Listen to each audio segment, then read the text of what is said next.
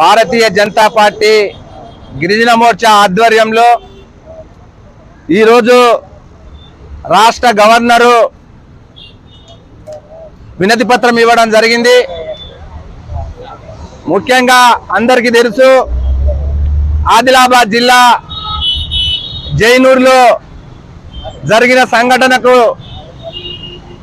నిరసనగా Bharatiya Janata party governor గారికి వినతి పత్రం ఇవ్వడం జరిగింది. ఇంతకుముందు 30వ తారీఖు నాడు ఆదివాసీ మహిళ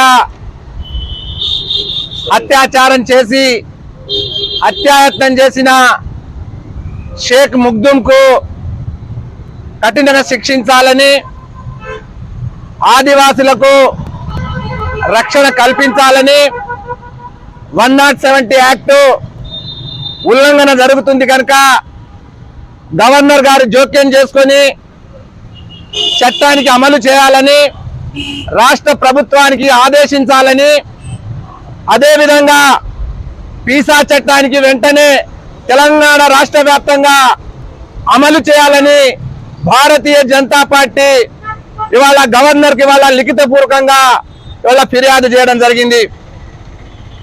ముఖ్యంగా సంఘటన జరిగి జైనూరులో 20 రోజులు కావస్తా ఉన్నది. ఈ 20 రోజుల్లో జైనూరులో ఆదివాసీ మహిళలకు కావచ్చు, ఆదివాసీ యువకులకు కావచ్చు, అక్కడ రక్షణ లేదు. ముఖ్యంగా ఆదిలాబాద్ జిల్లాలో 170 యాక్ట్ ఉల్లంఘన జరుగుతుంది, పీసా చట్టం ఉల్లంఘన జరుగుతుంది. ఈ రాష్ట్ర ప్రభుత్వము రేవంత్ రెడ్డి ముఖ్యమంత్రి గారు కావచ్చు, పంచాయతీరాజ్ శాఖ మంత్రి ములుగు సీతక్క కావచ్చు, తెలంగాణ రాష్ట్రానికి వాళ్ళ 9 నెలలు కావస్తా ఉన్నది. యథేచ్ఛగా గిరిజనుల మీద దాడులు జరుగుతూ ఉన్నాయి.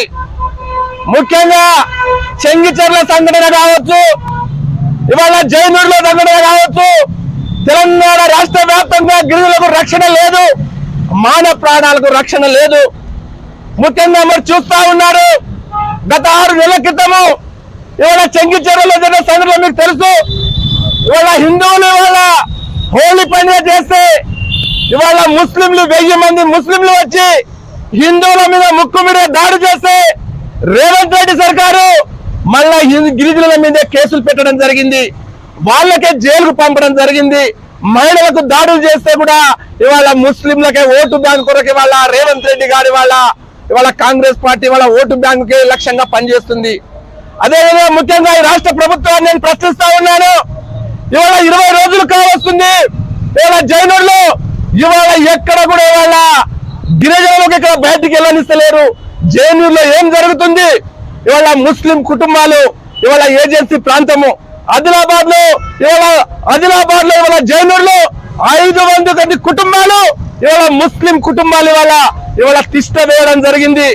గిరిజనులకు రావాల్సిన భూములు కావచ్చు, గిరిజనులకు ఆదివాసులు రావాల్సిన ఇవాళ సబ్సిడీలు కావచ్చు, ఇవాళ కమర్షియల్ కాంప్లెక్స్ కావచ్చు, సుమారుగా 500 మంది కుటుంబాలు జైనూరులో వెళ్లి ఇవాళ తిష్ట వేసి ఆదివాసులు చంపడానికి ప్రయత్నిస్తా ఉన్నారు. ఇవాళ రాష్ట్ర ముఖ్యమంత్రికి రేవంత్ రెడ్డి గారు ప్రశ్నిస్తా ఉన్నాను, నువ్వు ముందుగా పీసా చట్టం అమలు చేయి, 170 యాక్ట్ అమలు చేయి అని రాష్ట్ర ప్రభుత్వాన్ని డిమాండ్ చేస్తా